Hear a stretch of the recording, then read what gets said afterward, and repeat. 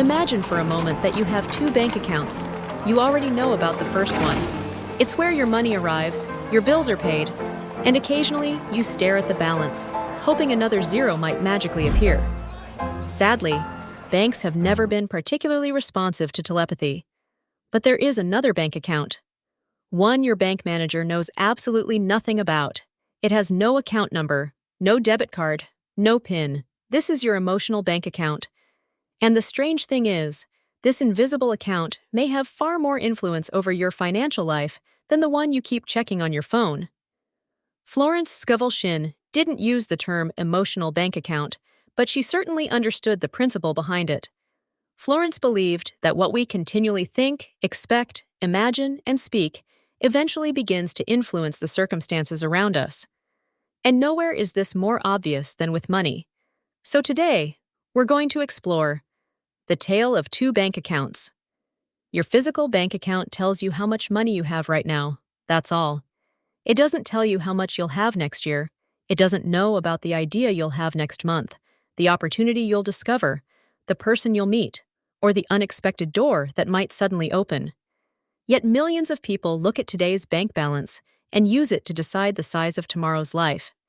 And Florence would tell you that's a mistake. Suppose money is tight. Very quickly, the words begin. I can't afford it. I never have enough. Money disappears as quickly as I make it. I'll never be wealthy. And slowly something changes. You're no longer describing a temporary circumstance. You're describing yourself. There's an enormous difference between being temporarily broke and thinking broke. One is a circumstance. The other can become an identity. Anyone can experience financial difficulty. A job disappears. A business struggles, an unexpected bill arrives, or the car suddenly decides it would like $900 spent on it immediately. Cars are wonderfully intuitive like that. But Florence taught that we shouldn't allow today's circumstances to dictate tomorrow's expectations. And that's where the second bank account becomes important. Your emotional bank account doesn't contain pounds or dollars. It contains something far more powerful: expectation, confidence, possibility, self-belief, and your assumptions about what is financially normal for you. Every day, you're making deposits or withdrawals. I always find a way. Deposit. New opportunities are available to me. Deposit. I'll never have enough. Withdrawal. People like me don't become wealthy. Withdrawal. And some people have been making emotional withdrawals for so long, it's a miracle consciousness hasn't sent them an overdraft letter. Now let me ask you something. How much money do you genuinely expect to have 5 years from today? Not want, not hope, expect. Notice what happens inside you. Does your imagination expand, or does a little voice immediately say, "Don't be ridiculous"? Where would that money come from? People like us don't have that kind of money. That voice is important, because you've just been shown the current balance of your emotional bank account. And Florence would say, that's the account we need to start working on first. Because when the balance in that account begins to change, something very interesting can start happening to the other one. Here's where the tale of two bank accounts becomes really interesting. Imagine two people with exactly the same amount of money. Let's say they both have $1,000.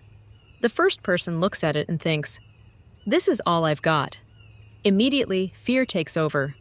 What if something goes wrong? What if I lose it? What if I can't make any more? Their physical bank account contains $1,000, but emotionally, they're already broke. The second person looks at the same $1,000 and thinks, this is where I'm starting.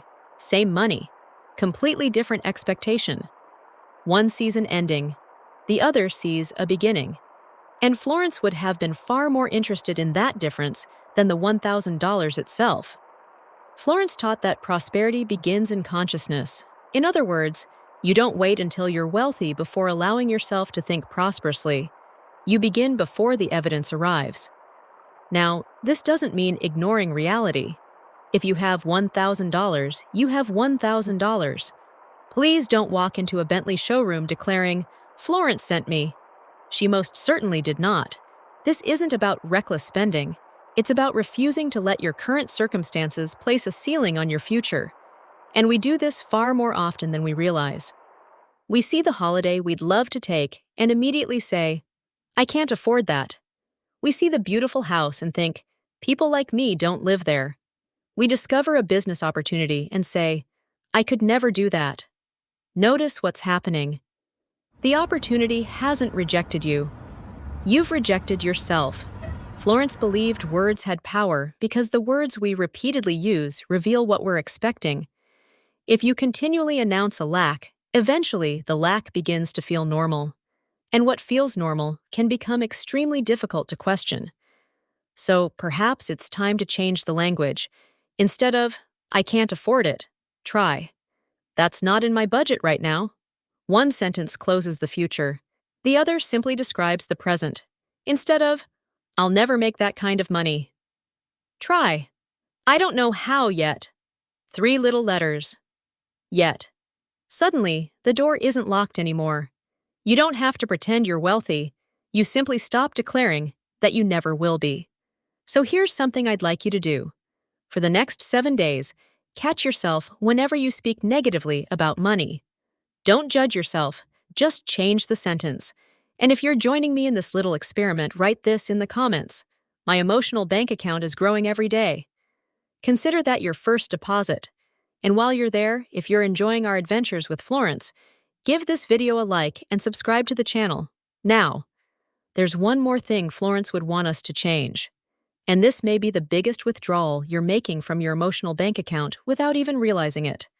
Constantly looking at what you don't have, because we're going to stop doing that and start making some much bigger deposits. So how do we start making bigger deposits? Florence would probably begin with something surprisingly simple.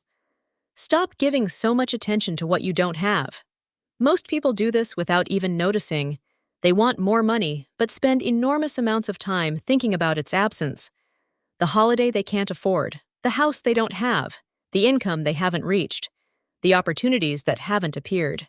Then they wonder why they don't feel prosperous. Florence would say, you're looking in the wrong direction. If you want your emotional bank account to grow, begin filling it with thoughts of possibility rather than limitation.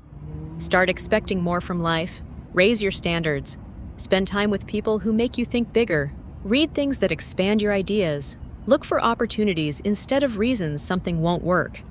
And perhaps most importantly, stop deciding in advance what is impossible for you. There are people living lives today that once seemed completely unrealistic to them. They didn't necessarily know how they were going to get there. They simply stopped assuming they couldn't. And that's an important distinction. Florence didn't teach that you needed to know exactly how your good would arrive. In fact, she often suggested the opposite. Your job was to clarify the destination.